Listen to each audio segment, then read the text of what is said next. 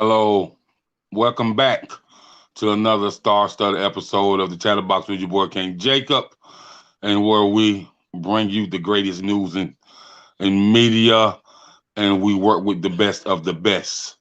So today I have nothing other than heavy hitter, music influencer, music producer, vocal arranger, film producer, none other than Big Von. So I'm gonna just let him tap into the audience and let him tell him more about himself, and then we'll get started into a remarkable story. What's up, my kings and queens? This your boy Big Von, man, manager, producer, songwriter, actor, model, motivational speaker, man of God, all that and above. I give praises to the Most High for opening up the doors for me to walk through so I can help others walk through them as well. It's a blessing to be on your platform, King Jacob. Thank you very much for having me. Let's get to it. All right, so let's get into the journey and the story of Big Von, man. So how did Big Von come to know that he had a place in the music industry, and when did you start? Well, I found I was intrigued by the hip hop industry when I was in high school. I started from there, and the more and more I dabbled into it, I've always listened to the greats that opened up the doors for us, like LL Cool J, Snoop Dogg, Ice Cube, Tupac, Dr. Dre, Run DMC, Russell Simmons, all these cats that I watched growing up. You know what I'm saying? I looked up to them and I wanted to be in that field and that, and in that lane. So I said, you know what? I was hooping at the time too. I was playing ball professionally in high school and in college. I stopped that to get more into the music and the entertainment business, and I was just intrigued by the love I had for it, man. So I learned, a lot on my own. Learned how to produce, learned how to write. What I'm saying, I started a management company. I signed a few artists and producers. Watched them grow, learn from them, and I made my way in the industry. You know what I'm saying? So it all started, right before my daughter was born. My daughter's 22 now, so I started, in high school, going into college.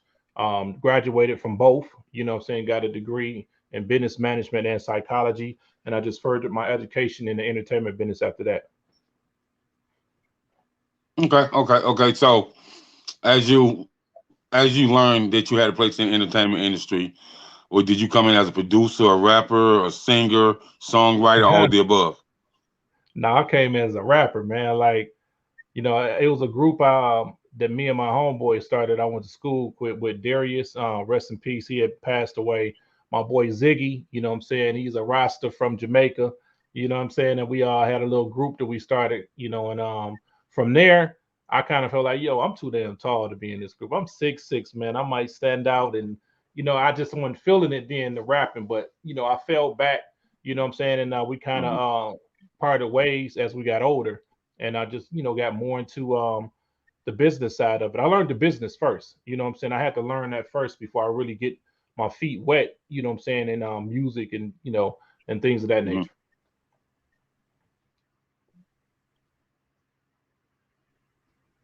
Okay.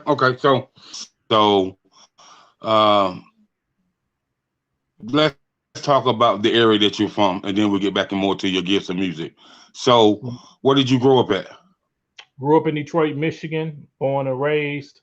All my young childhood life, I grew up actually in the country. What I'm saying? We grew up in Milan, Michigan, Belleville, Michigan.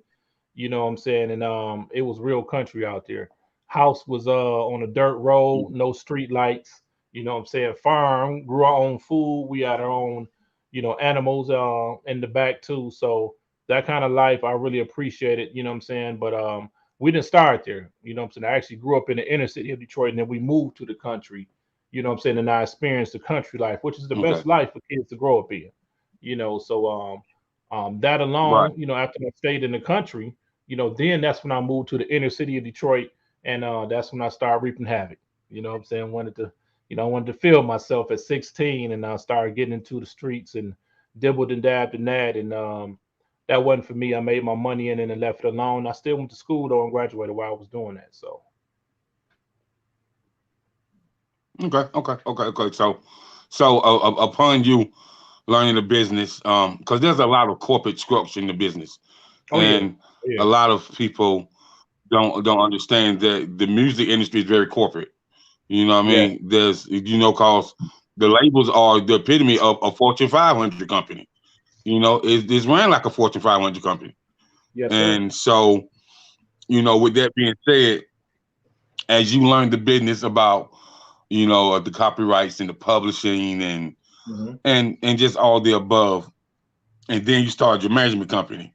So upon starting that, how did you develop these artists into be great artists?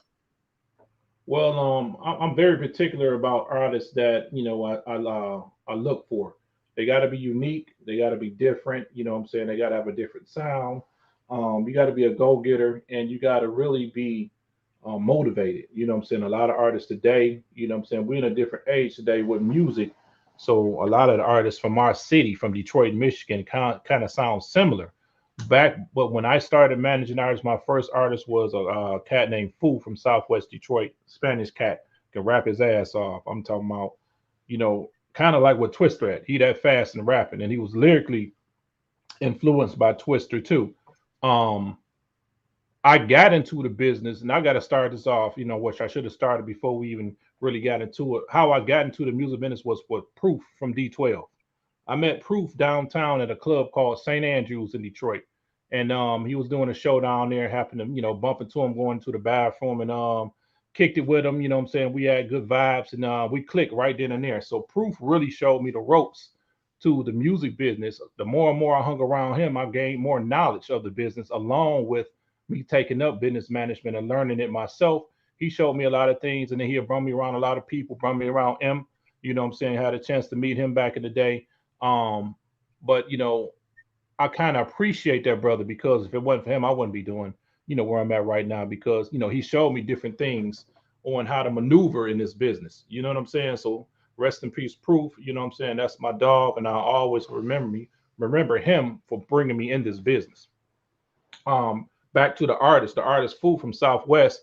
I had them collab, Proof and Foo. They did a record together. Then I picked up another artist named Tone Tone from Detroit. You know what I'm saying? Young cat, met him when he was 14.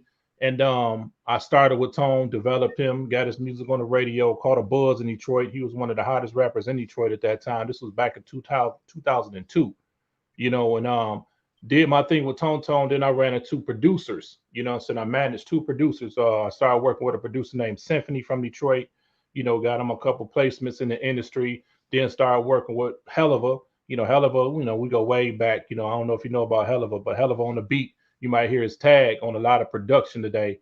Started working with Helliver. And this is Mm. all back like 18, 20 years ago when we first started. So I just surrounded myself with people that I seen that had, what I'm saying, was a triple threat in talent. You know what I'm saying? And the more I surrounded myself, that Right. really intrigued me to go further in this business. So back in 2005, I believe, I heard Cube was coming to the radio station. They was on the tour, West Side Connection, Mac 10, Dub C, Ice Cube. They was coming to Detroit. So I said, you know what? This is my chance right here. And man, I always looked up to Cube, man. I always watched him. You see, I'm a Raiders fan. You know what I'm saying? You'll catch me in just about everything that they wore back in the day. You know what I'm saying? So I said, you know what? Let me go on the road down to the station, you know what I'm saying, and see if I can bump into this brother, meet him myself. Um, so on the way down there, I backed my car in front of the door, and I pulled in. I had sounds, and I had a DTS Cadillac then on 23s, and I had my sounds banging. So when they came out, his DJ came out, DJ Crazy Tunes, which was his main DJ. Rest in peace, Crazy Tunes, because he passed away. But I met his DJ first. His DJ walked up on me and said, "Yo, them your beats?" And he was like, "Yeah, these me and my producers." He was like, "Man, y'all got some hot shit." So he was like, "Hold on." Mac 10 came out. He introduced me to Mac 10. Mac 10 came like, "Yeah, that shit banging." You know what I'm saying, homie? And when Cube walked out, he had called Cube over to my car, and Cube was he was like, "Yeah, that shit hot." I ended up giving him a beat CD. We took a picture. Didn't get his number then, but I stayed in contact with his DJ, DJ Crazy Tunes. Me and him developed a relationship for about a year, 2 years. And then he had called me up like 4 months later and said, "Yo, Cube want to use two records for his album, raw footage." And I'm like, dang. So I knew I had made a connection, but I didn't know that I was going to be on Ice Cube's album at the time. You know what I'm saying? Me and Symphony. So that made his play when I figured out that it was real, because I didn't think it was real. He hit me back, said attorney gonna be calling you with paperwork. And we ended up, you know what I'm saying, on Ice Cube raw footage album. Shout out to Symphony. And that's where it all started. You know what I'm saying? As far as, you know, me getting into the business and meeting Ice Cube, you know, that was back, like I said, in 2005, 2006. And I've been rocking with him ever since. Been blessed to be on his projects from then to now.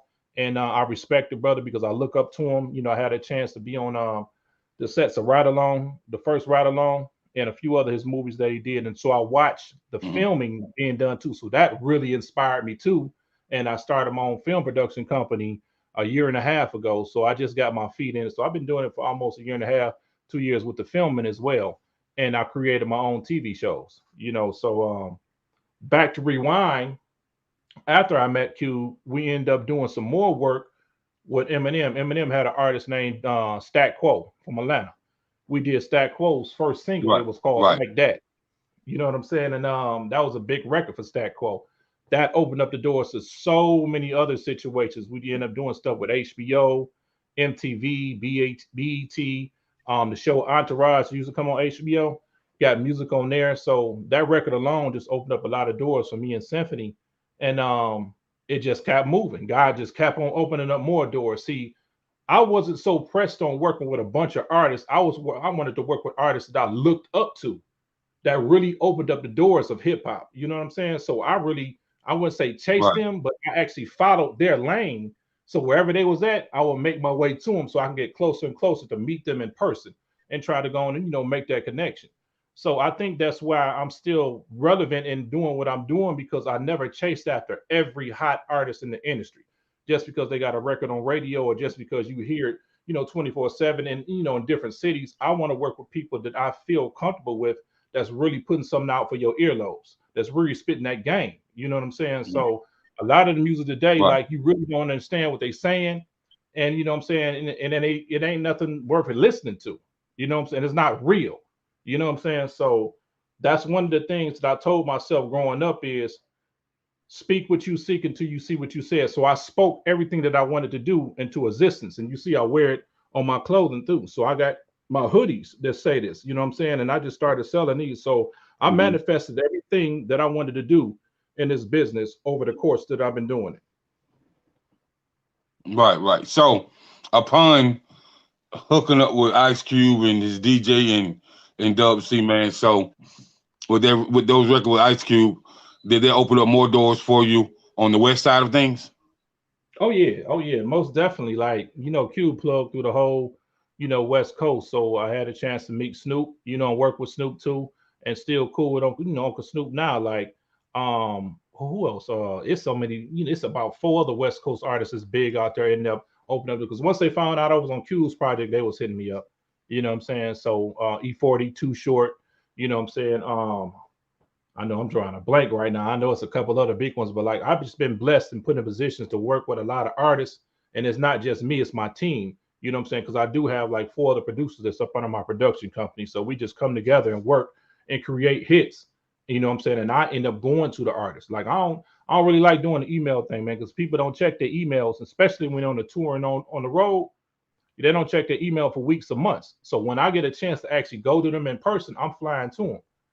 Pull up the studio, boom, boom, boom, pull out the beats, let's get to it. You know what I'm saying? I'm that type of guy. I'm a face-to-face type of person when it comes down to working on music.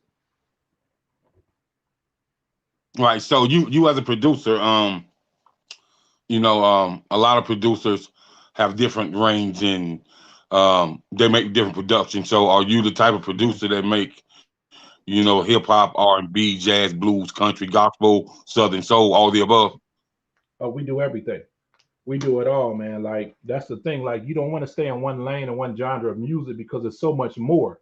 You know what I'm saying? To the industry today as far as music. So we try to do every lane. Like, I'm not just stuck. So some producers are just stuck on doing hip hop, stuck on doing R&B. But you got to be versatile today, because that's how you go get singled out as a dope producer, because you can do everything. You know what I'm saying? So my producers that I got up under me now, Sean Ski, Sparks the Track Man, Big Sarge, you know what I'm saying, Check Boy. These is producers that's multi-talented that can really do it all. They can engineer themselves, they can mix themselves, they can produce the beats themselves. Some can rap and then some can sing. And we all, you know what I'm saying, do it together. So I try to surround myself with, you know, multi-talented people. If you got 3 talents or more, then yeah, we cooking. You know what I'm saying? But yeah, versus the one person with one talent. So I try to find people that's fascinated with multiple talents so we can all, you know, all work and collab. Right. And so with that being said, man, how do you judge your artists when you have them in the studio, in the booth? Because a lot of artists don't understand that studio presence is everything. You know what I Oh yeah, mean? And yes. so when you see how they present themselves in the studio, like when they with the structure on the microphone, the cadence on the mic, and you can kind of tell by them recording the record if this record can connect with a target market audience. So how do you judge on based on that when you bring artists into your sessions? The energy. You know, when you step into the studio with me, I gotta feel your energy. That's how you connect with artists. Like, if your energy is down, you can't really connect when you get in the studio. So if you sitting there behind a booth and seeing them through the window inside the studio room, and the energy is draining, like it ain't up. You know what I'm saying? I like not to say hyper, but we got to connect on an energy basis. You know what I'm saying? And that's one thing about me with artists, man. If you got good energy and you dedicated to work, like you want to keep working after it's over, after the session's over. I love that because I'm like, you never know what you can come up with. You know what I'm saying? We cut 3 or 4 songs, and then you try to do more. That hit might come after that. You know what I'm saying? And I'm the type of person, I listen to everything that's sent to me Right. because you never know if you can get a hit out of it. Right. Okay. Shout out Donna Taylor. Thanks for joining, Miss Donna.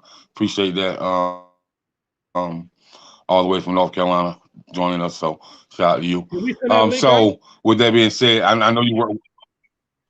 Hmm? Was I able to send that Say link again. out to? Can I send that link out, or is that link just for me to log in? They link was just you to log in. Okay, that's okay. My bad, man. I ain't mean to interrupt you. Yeah. So you good? They are watching live. Hey, Miss Carol, how you doing? All the way from Houston, Texas. What's going on? So with that being said, man, when it comes to working with R&B artists and creating R&B track outs, um, what's the most sufficient way that an artist can do that? And you can hear every percussion, every horn, every drum. How many track outs do an R&B track normally have? Well, it depends really on the track. You know what I'm saying? And then how many ad-libs or backgrounds and stuff that an R&B artist is singing. So, it's really how they vibe to the track, and that's different. You can't really have a number on how many times because today everybody different with their sound and then how they lay their vocals on the R&B tip. With the rap, it's easy. You can go in there and drop 12 bars or 16 bars and be done with it. But when you singing, you got to make sure your wind is right. You got to sing from your abdomen and not through your nose or your mouth. You know what I'm saying? Because that's just something, you're gonna hear that behind the mic. And I listen for all of that. Like if you're not hitting a note strong enough, you know what I'm saying? If you're not pushing it up, you know what I'm saying, from your abdomen to where it's coming out and projecting, then yeah, that's something we're gonna go back and do because I want you to do it to the best of your ability as R&B singers. And I noticed with some singers they kind of lazy, you know what I'm saying? Then you got people that smoke. You're not supposed to smoke before you go in the booth, man. I don't know why people do that, but like, especially if you're a singer, you can't really do that because you're not gonna give it your full potential. Right. So you from the greater Detroit metropolitan area, man, and when somebody tell me from there, I I grew up in South Carolina, but I grew up in the church, so in my church community, the Clark sisters are really well known, and they are from the D as well. So you know, um, Okay. Yeah. has there been like it's a lot of gospel groups from the D and great gospel groups. So Okay. like you have my man Fred Hammond, you have Daryl Coley, Mhm. you have Marvin Sapp, all of them from the D. You know what I'm saying? So Mhm. have you been able to run into any of those? gospel greats as well? I talked to Fred Hammond year before last. We supposed to got together before Corona. I did talk to a couple of them before Corona hit. You know what I'm saying? But after that, when that hit, that kind of slowed down a lot of people. But man, that just motivated me. And then I'm saying motivate me in the sense of God was leading me and my camp, my team, to work on the film then. Like, you know, I had to cut down on the music and I went over to film and we were still able to work and everybody was safe because I took my cast and my camera people down to Atlanta because I stay in Atlanta too, down to Atlanta with me and we filmed there for 2 weeks at my crib. So, and then, you know, I knew everybody was, you know, was good. They weren't sick. So they stayed with me and, you know, I was able to watch everybody and we worked. And these is people that I just met and put together, man. Like, you know, you can't really put people in a room that don't know each other, ain't never met each other. But God opened that door to where we all like, we jail. Okay, great. So now as I'm reading, man, you know, shout out to my homegirl L, you know, out there in Cali. And you Shout know, out to she the L, one man. who made it. LEL, man. Yeah, Appreciate you, Queen. yeah, man. She the truth, bro. She good people. And so that's my Cali connect. So shout out to her, man. And she made this possible for me to have you on this platform. So and before she told me about you, she sent me a link for your new company. Is it corporate culture Corporate or culture, marketing, and films. It's corporate yeah, culture, marketing, and films. okay, corporate culture, marketing, and film. So if you can bring us up on the speed on how you started that, and you know, how's it purposely ran, and what this is going to do for the up and coming generations to get into the music and the film business. Well, it's a marketing and film company, marketing, film, and management. You know, I got Dom Shelton, that's my creative director. I got Natasha Lee, just head director, you know what I'm saying, of the marketing. I got Darius Henry, that's my camera guy, head, camera guy. And the rest of my, my staff and team. And I just really started about a year and like 4 or 5 months ago. You know what I'm saying? I was thinking to myself, like, I need to start a marketing and a film company. That's because that's when I wanted to go into film. I watched Cube do 4 and 5 movies, and I said, you know what, I want to do that. So I started in Atlanta by filming a comedy show with a couple comedians from Atlanta, Jet Wavy, Young Jock, Schiller King. You know what I'm saying? I got a couple, hot comedians out the A part of this comedy show that I call Humor Planet. Me and Jet Wavy started it together, and we started filming there. I hired a camera guy to do it at that time. You know what I'm saying? And I thought to myself, like after he filmed it, we did a whole season and we got like 23 sketches. I kind of based it off the Dave Chappelle show, and that's how we filmed it. So after I hired the camera guy, and I said, you know what? I just paid this brother $5,000 to film this for me. And I said, I could have took that and really bought my own camera. So I thought about it, and that's what I did. After I paid him, I took the footage. I still got it because I'm going to release that too. And I said, I'm gonna just go in and buy my own cameras. You know what I'm saying? And that's when I put more into the business side of corporate culture, marketing, and films. Got that together, got my team together, and staff together. That then I went and bought 2 Red cameras, and then that's when we shot the first episode of Demented and Toxanity, which I filmed in Atlanta. Then I came back to Detroit, you know what I'm saying, and filmed some there. So starting that company really motivated me even more because now I got my own film company and marketing company. I got my own cameras and I got my own team, which I can go film anything I want now. I don't really have to wait on nobody. So if I come up with an idea for a film, a commercial, a video, we can go in and shoot it. And that's the thing with me. Like, I really don't like waiting for an answer from people when you reach out to them. I'm not that type of person. I'll reach out to you more than twice. And if I don't hear from you, I just go out and do it on my own, man. God opened up doors for me financially to where I go in and buy the equipment like I did now. Because on Red cameras, they not cheap. You know what I'm saying? That No, costs they're me not. about 40 G's altogether for both of them. Right. And then when you get them, you got to add stuff to them to make it a full assembly. So it come in a box like this big. And everybody be thinking like, yeah, I got a Red camera, I can do this. But nah, it's definitely work you got to add to it. So we just, like I said, I put the team together, you know what I'm saying? Charlene Lush, Dom Shelton, Darius Henry, myself, and we started writing. We would get up in the morning when I had them out there and write the script and film it the same day and be done by the end of the day. These are short films, mind you. So they would be like 15 minutes, 35 minutes, 40 minutes. But the thing is that I had a team surrounded me that I woke up with, wrote our scripts, and we filmed it in the same day, then went on to the next. You really don't get that kind of chemistry nowhere. Like you really got to sit down and write a script for a couple days or a week, then set everything up. But like we went gusto with it and just did it all, you know what I'm saying? Within that whole 2 weeks, I had them down. And Atlanta Well, was. well, when you said that you went about them red eye cameras, I already know that you spent mad dollars because Oh, yeah. those are not cheap. You know, because Yeah. that's the first thing that people who are uh business oriented when they come to the film industry and when they talking to production team, they really ask the casting director is your production team using red eye. You know what I Yeah. mean? Yeah. Yeah. So if they're not using red eye, they kind of give you the sideways look. You know what I mean? Like, oh, so what type of film production team is this? You know what I Yeah. mean?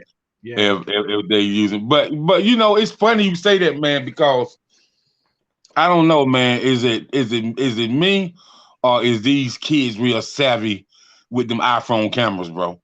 Like, Woo! 'cause I done seen some kids on TikTok, bro, show some of their clips, man, and I kind of messaged them. I was like, "What's up, young king? What's up, young queen? What kind of camera y'all using, man?" They was like, "Man, we just put 3 iPhones together, man, and just create the angles on the iPhone, man, and we just go back and add the music to it, and man, we was just sitting around, talking about hip hop, but we was talking about what we think about coronavirus and what we think congressional leaders should do." And I said, "Man, I thought y'all used." He said, "No, we can't afford a red eye camera, man. We only 17. We can't afford a $35,000 camera."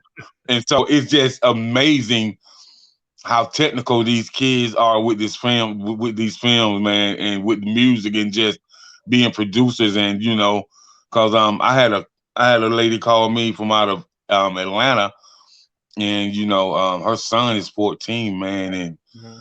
he sent me a track where he's rapping, producing, Mm. um, singing, and he also told me what he said he was using, man. He said he was using sonar. He said he Yeah. was using sonar. I was like, "You was using what?"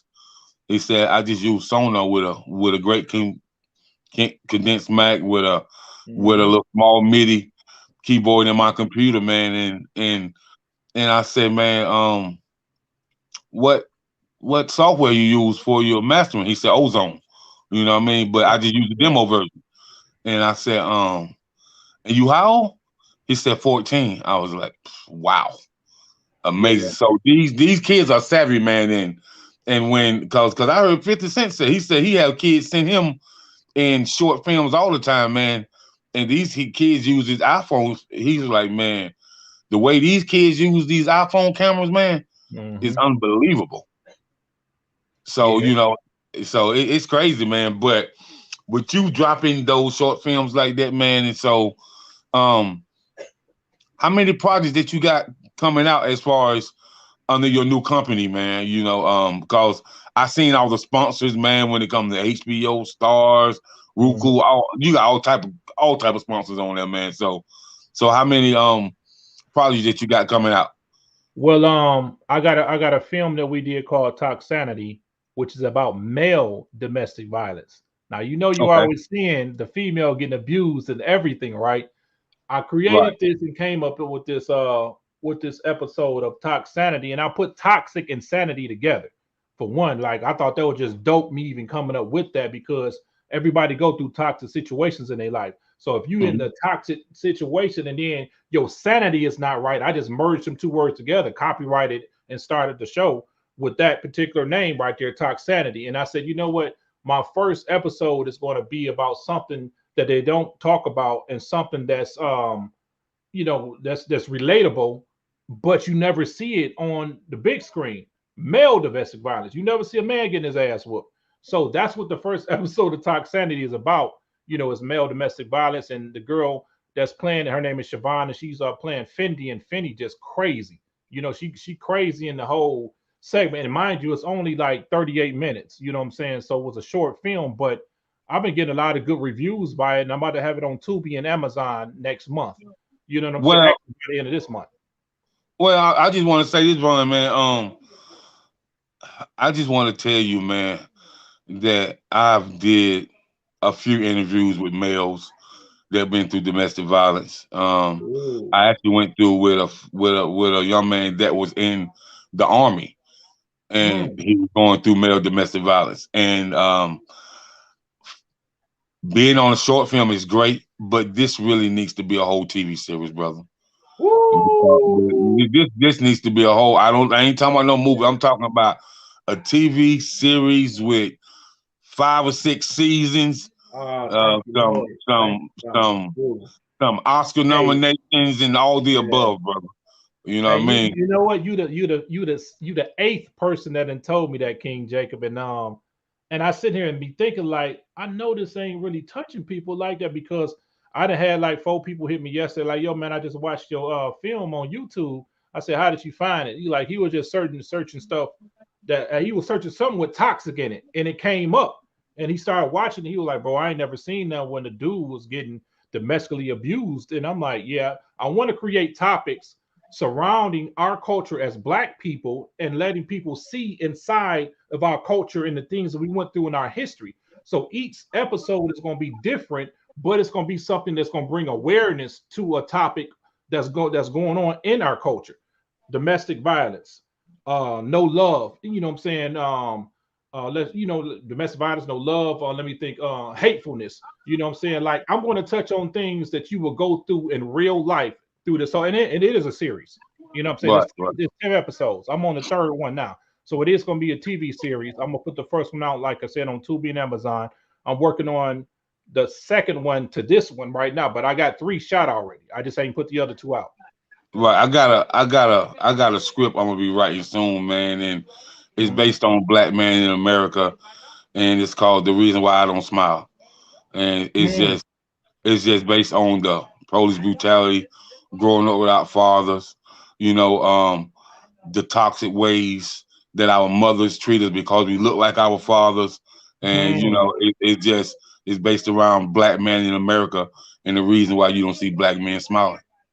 Yes, yes, that's good. Let me know when you're Yeah. ready to do that, man. I mean, that intrigues me just to bring awareness to something like that because our black men, man, we gotta, we gotta stick up for each other. We gotta get that awareness out there about things that's not talked about in our community.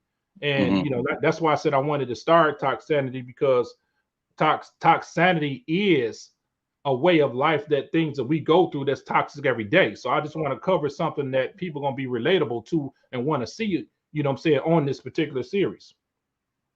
Right, right. And then see, man, and uh and another thing about that toxic when it comes to our sisters, man. I just gotta ask, why do our sisters feel like they so unpretty? Why?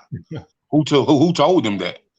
Who told them that? And I hear a lot of music that relates to women not feeling like they're beautiful. You know, and I hear a lot of brothers using a lot of derogatory terms and stuff like that, but it also starts with you loving you first. You know, There you so go. There so you go, right there. when did black people stop loving themselves? And who told them it was okay not to love themselves? Yeah. And I believe all black women is beautiful, no matter the shape, the size, the color, all of that. Right, All our right, black queens must be respected. And a lot of black men, they have to learn to do that because when you don't respect, you got to think about this. We came out of what? A woman.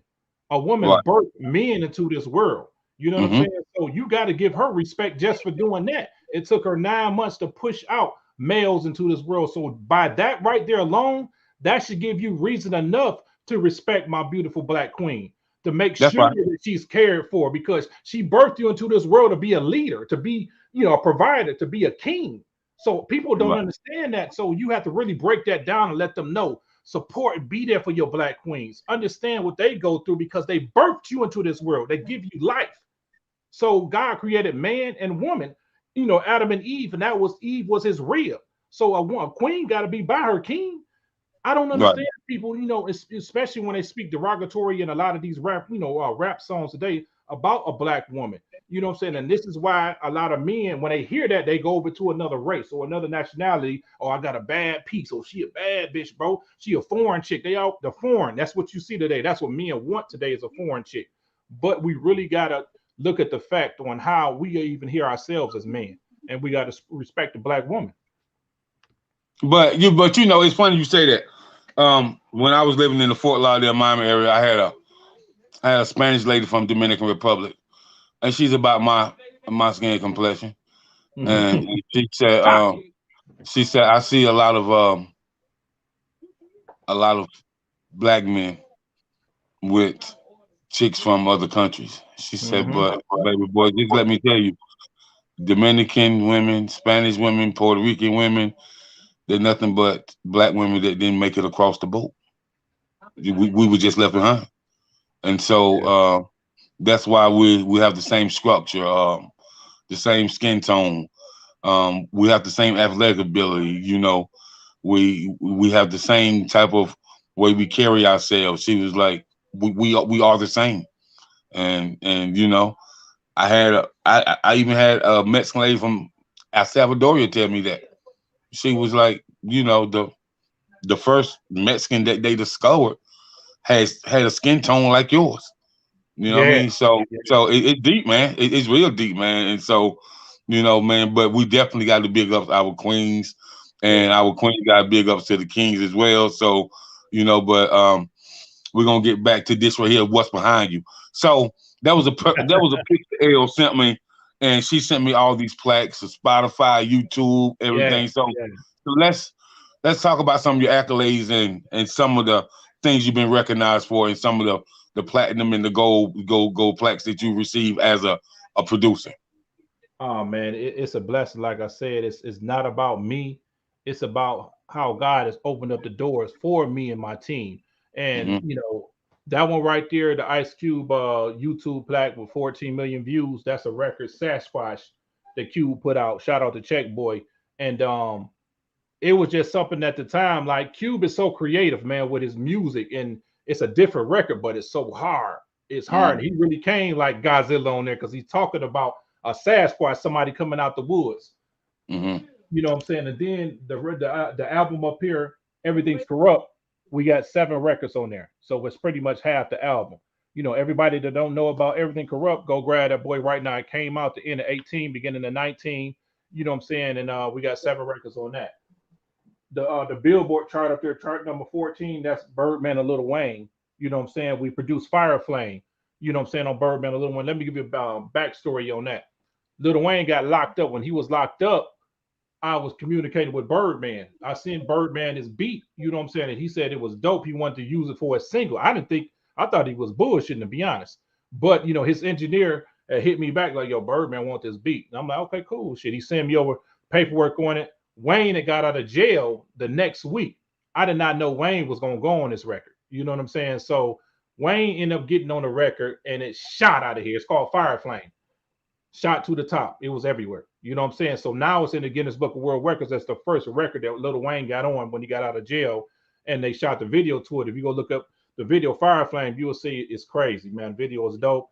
Shout out to Kill Will, and we did our thing on that. That came out in 2011 and 12, and it was a big record. That was one of the biggest records with Lil Wayne and Birdman at that time.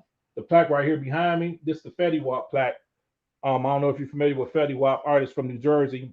He came in the game and killed the game for 2 years straight. You know what I'm saying? With his record, ended up getting a record on a track on his actual album. It was called Couple Bands. You know what I'm saying?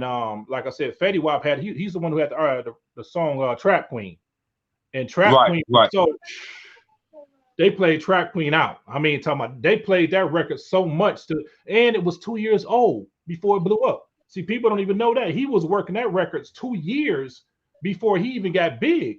And I tell artists today, man, just because you dropped a record 5 years ago, 3 years ago, it's not old. It's old to you, but it's not old to the world. The world ain't heard it. So you're gonna have a record sitting, put that record out, and it blow up, and that's something you may have did 3, 4 years ago. You know what I'm saying? So I just really appreciate, shout out to Big Sides too, man. That's my other producer.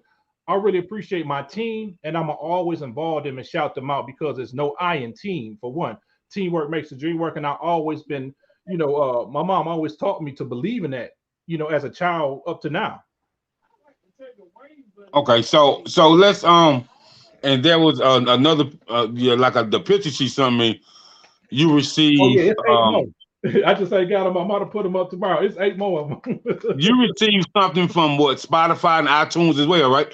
Yeah. I got 4 more on the way, and I got the Spotify record is for the you remember Barbershop 3, the one with Nicki Minaj and kind of Common in it. Right.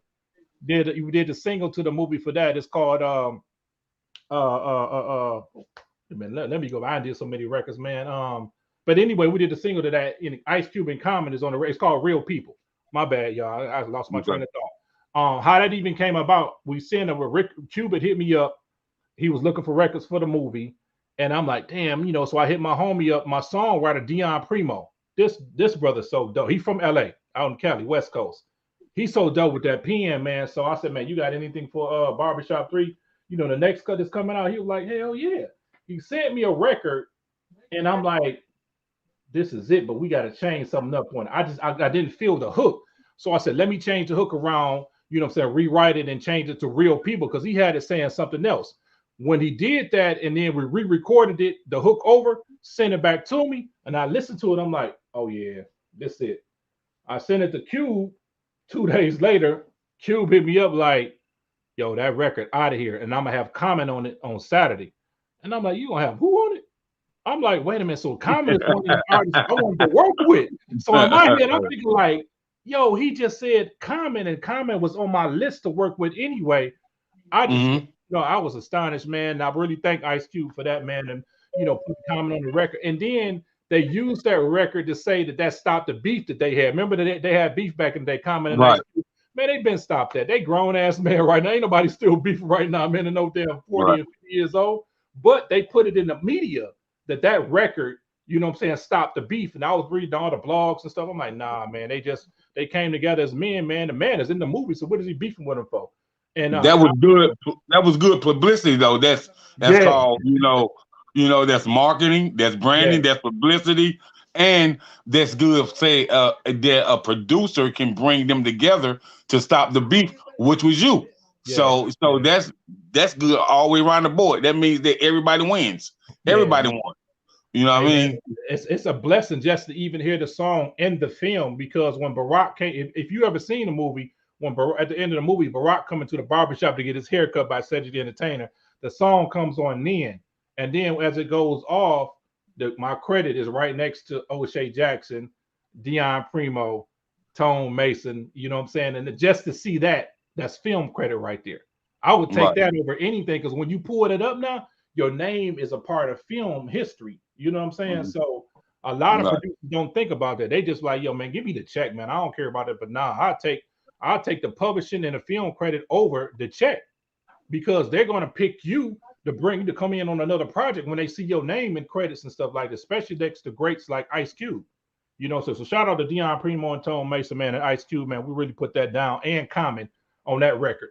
What I'm missing. So that was a Spotify record. The what was it? What other man, I got so many. That's crazy, because I got FOMO coming, and I ain't even put them all. I know she sent you that picture. It was like 7 in the picture. Right. What's your favorite? What's your favorite? What's your favorite record that blew up on iTunes that you was a part of? Shit. That's crazy. Man, there's so many records. I ain't gonna lie. Like, I hadn't had my hands and produced for so many artists. My favorite one, Arrest the President, Ice Cube. Okay. Just because we had what I'm saying, because we had the orange man in office. Just because of that, like, that's my favorite record, because that record, shout out to Sean Ski, is so hard when it come on. I don't know if you heard it, but like, that started a lot of controversy too when Trump was in office. You know what I'm saying? And that record, and then this Fetty Wap record right here. You know what I'm saying? And then I got records with Jeezy, with T.I. I got a lot of records, bro. Like, that's what I'm saying. Like, it's hard for me to remember. You know what I'm saying? I was just about to ask you that. I was just about to ask you, what was your favorite what's your favorite two Atlanta artists that you had a chance to work with, man? Oh shit, And Jesus. and how was the record for you once everything was did, mixed and mastered and everything, you know, how was that feeling for you when you heard that Brother, southern song? the feeling for, I mean, I got a chance to meet all these guys. What's so special about this, King Jacob, is a lot of people send their beats through the email, right? I had a chance to be in front of these cats and get that heat out. And that's the difference right there. When you in front of them and you actually get to see, you know what I'm saying? They hold like, damn, that's hot. Like when you get to see that, that just give you that momentum. Like, yeah, I'm gonna get them. I got them now. So Jeezy for one, because we got 1, 2, 3, 4, maybe 4 or 5 records with Jeezy, 2 with Ti, and them two alone right there from the South is my favorite. You know what I'm saying? And Gucci Man got a record with Gucci Man, got one with Ross, like, and then it was a trigger effect. I just started getting placements back to back because I moved to Atlanta in 2010. I've been down there ever since. You know what I'm saying? Okay. So I had a chance to work with everybody. So you had a chance to work with like Zay Tobin and I see Zay all the time. That's and like I see him all the time. I never had a chance to work with him, but I see him all the time. okay, so you had a chance to really talk with Dupree, because when it comes to producers in Atlanta, you know, I tell people all the time, man, if you've been in hip hop for the last 30 years, then you definitely got to know who Jermaine Dupri is, man. You know what I mean? That's crazy you mentioned that, like, because I ain't even posted up yet. I was at Jermaine's studio year before last. You know what I'm saying? And we was in there cooking up. Who was we in there with? Like, that's so good. Because Jermaine walked in and sat in there with us for like 30 minutes. You know what I'm saying? That was kicking it. So I got a chance to actually meet him, work with one of his artists, and I was in there doing a session with somebody at his studio. So he got a nice studio too. Like, I don't know if you Right. seen where Nelly was just in Atlanta, and Nelly posted up that video with all them plaques. That's the main studio. You know what I'm saying? Okay. So it's always good. The good thing about Atlanta is you're gonna run into everybody you see on TV. Everybody, Uh-huh. because they stay there. So that's the benefit of always keeping. I always keep beats on me because I don't know who I'm gonna run up into or whose crib or studio I'm gonna end up with at the end of the day. So I keep my backpack with me with beats in it all the time. Right. And hey, shout out L. I see you on here. L say what's up. You What know, up, she though, L? peace and blessings, L. And man, so is there any up and coming artists that you know that you got about 2-3 bangers for? What? Man, you got me ready to play something right now. I was about to pick up I'm up here on the computer about to pick. Yeah, man, like me and my team, bro. Oh my God. Cardi B So working. so what I'm saying, what artists you want to work with that you haven't worked with yet? That's just really out like that. So have you worked with Drake or Kendrick or like Wale or Meek Mills or like Look at this guy. Look at this guy. Named yeah. He already named my list. You named my list already. So it's Drake, Meek Mills, Wale. I already did something with Nicki, Cardi B, the baby, and it's about 6 more. Like it ain't a lot. It's all together. It's about 12 that's popping right now. I want to work with, Uh-huh. and I'm already Uh-huh. cooking up for them because they working on their Right. project right now. I'm gonna put it out here, man. I'm from the Carolinas and I'm gonna say shout out Rennie Rucci, man. So, Oh yes, yeah, Rennie. yeah, yeah, yeah. My baby girl, Rennie. Yes, Yeah. gotta So work with Rennie too. I would definitely like to see you give her some of that gas, man. And Man, listen, I've been trying to plug in too. I'm gonna run into her. See, this the thing, King Jacob. and man, for real, my girl out there in originally from Guam out there in Vegas, man. L's artist, Amani Maria. Yeah. Oh, She, okay. man, Shit. L, listen, you bro. already know what to do. Li- L know what to do. listen, All she gotta do is let me hear. listen. That eccentric, soulful R&B sound, man. Listen, man. Hey, I She need ready. L. L, you already when we get off of this, just send her to me. I'm gonna have something already. Like I got something for everybody. It's no limit on the Right, production. It's no right, limit. right, That's right, why I choose what artists I want to work with. Like I don't have to work with everybody because they hot. You know what I'm saying? Like right. I done put my I've been in the game a minute. but I done put my dues in so I can pick and choose who I want to work with. I'm not hurting on, yo, I got to get on such and such album. Nah, because you got to vibe with people and I go off energy. If their energy ain't right, I don't want to work with them no way. It don't matter how hot they is. Right. So are you accepting submissions for artists right now? Of course. Yeah, of You are. course. You are. Okay. My Okay. email is my name right Okay. there at Gmail. So yeah, they can, I got I got 10 Gmails. So I listen to everything people send me from all around the world. I get stuff from Okay. Dubai, China, Japan. People be sending me all kind of stuff, and I'll go through it because you never know what's a hit. And I'll be telling them a lot of the A&Rs today, you gotta be popping, got a buzz, or your song just gotta be everywhere for them to try to, if they show you any attention. They don't never listen to all the music. They'll listen to like 15 seconds of your song. If they don't like it, they go to the next. Mm-hmm. That's how the A&R is today. Like, it shouldn't be that way. You got to listen to a song or really listen to it and see where that, where it's going to take you. Me, I'm going to Right. listen to everything somebody send to me. Right. So let me ask you another question, man. You definitely influencer. You are influential person in the music industry, and for up and coming showcases for 2022. Mm-hmm. How can somebody get you as a judge? Shit, just call and let me know. We set it up. L got my information. I do panels. I do panels all the time. Before Corona hit real heavy, I was on 10 panels. You know what I'm saying? Okay. Different cities. You know what I'm Okay. saying? Southwest by Southwest, always out there. AC3, always out there on panels speaking. Like, so I speak on panels a lot, and everybody says I should be a motivational speaker because I like to speak, but I like to give the real. I like to talk about real subject matters. I like to give education on things that people lack on. Like, for example, I'm gonna give you the business. It's 90% business and 10% music and talent. A lot of artists don't Right. understand that. They think because they got a manager, the manager is supposed to do everything. That's not true, because if you're not making no money as an artist, your manager ain't making no money. The manager is not supposed to spend all his money on an artist unless they got an agreement like that. You get somebody to manage you, that manager is supposed to go out and get you work, and he get his percentage off of it. He's not supposed to pay for everything that you bring to him. That's not how that works. So I work with artists that has somewhat of a buzz, a budget, you know what I'm saying, for their work, and they're creative. Their energy is right. They're unique. You know what I'm saying? Their dedication is there. If I don't see any of that, then I pull it away from it. I can't attract my energy. My time is valuable. You know what I'm saying? Right. So if you're not in a space where your energy is right, or your time, my time is being valued, then I can't work with that artist because it's pulling away from what I already got going on.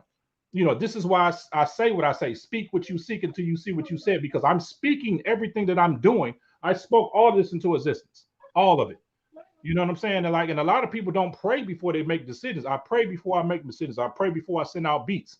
You know what I'm saying? So you got to remember that when you involve God in everything you do and need to have him as the head of your decisions, then he's going to open that door and you're going to be able to walk through it. So it's not coincidence that I met all these cats just on my own from somebody connecting with them. No, he made that way for me so I can meet them directly and not go through a third party person, because I ain't go through nobody except for Crazy Tunes to meet Cube. Everybody else, it was direct. So that energy Mm-hmm. got to be there, man, for me to even work with them. Hey man, but I do want to see you have some of that heat on Andre 3000 when he put out a Man, project. if If he ever he ever put one put, out, I'll be yes, speaking I'm now. trying to tell you now, man. I was listening to some of Big Boy new music, man, and I said, man, Big Boy done put out some. Andre, come on, bro, come back to us, man. He gonna do it. You know, He gonna do it. We just got to get it by the time. He enjoying his time right now. That's all. Like, yeah, they, they and want they want they want I'm waiting for quadruple platinum. So he enjoy his right, time. He enjoying his right. time and sitting back. I can dig. I'm waiting for my man Lou to put a new one out too. Oh, he Like coming too. I hear a lot of people talk about Jeezy, T.I., Gucci, and Outkast and Goody Moby but man, like people, man, I feel like people be sleeping on Luda, bro. Man, Luda beast. Luda, Luda is truth, a man. beast. And like Yeah, his vocabulary with his wordplay is so cold. And I don't know if do I got anything on Luda? I don't even know if I got something on Luda, but like if it was probably like 8-10 years ago. You know what I'm saying? Because long right. as I've been since I've been in Atlanta, like I said, I done touched everybody. You know what I'm Hmm. saying? So that's the thing. Like every producer, songwriter out there, artist, rapper, singer, never give up on your dreams. Always believe in yourself. always speak what you seek until you see what you said. Because if you don't understand this, if you don't believe in yourself, nobody else will. A lot of people give up because they put out so much music and they don't think it's gonna go nowhere. But yeah, you got to keep going, man. You never know if that one song will take off. You don't never know who watching you too. That's another thing. Right. So, man, it's been a pleasure having you on here, man. Chopping it up with the legendary Journey of BiggVon, man. As they say, man, when you get it out the mud, you show more gratitude and you're more thankful. So, we definitely appreciate you coming on, sharing your voice, sharing your journey, man, and most of all, man, sharing how God has guided your footsteps. And Amen. with that direction, you definitely can't go wrong. So, just want you to give your shouts out, man, and tell people where they can go follow you at, how they can get up with you, man. Because if you're in the music industry, you definitely need to get up with BiggVon for sure. Hey man, come on to me because I got that heat, man. I'm gonna shout out my team first. Shout out to J Beats. Shout out to Shine Ski. Shout out to Sparks the Track Man. Shout out to Bitch Sarge. Shout out my film production team, Darius Henry. Shout out to Natasha Lee. Shout out to Dom Shelton. Shout out to Charlene Luss. Shout out to myself. Shout out to Prestina, my new associate that's working with me on Toxanity. Everybody go see Toxanity right now before I pull it down because it will be on Tubi in about a month. It's on YouTube right now, so type in Toxanity, watch the first episode of Male Domestic Violence starring Alfonso Settles and Shavana as Fendi. They're going to give you something good to watch, man, and it's awareness. So, just be mindful that it's not your everyday thing that you see. You know what I'm saying? This is something that need to be touched on in our culture, in our community. You know what I'm saying? And shout out the rest of my cast, Tiffany Trio, Tiffany Marie, you know what I'm saying? And my cousin DaVon, you know what I'm saying? Everybody that was involved on Demented and Toxanity. I really appreciate my cast, man, and it's a blessing for me to even bring these people together during Corona, and we were able to work. You know what I'm saying? Follow me on Instagram, I am BiggVon, and my other page, Corporate Culture Films, and I appreciate y'all.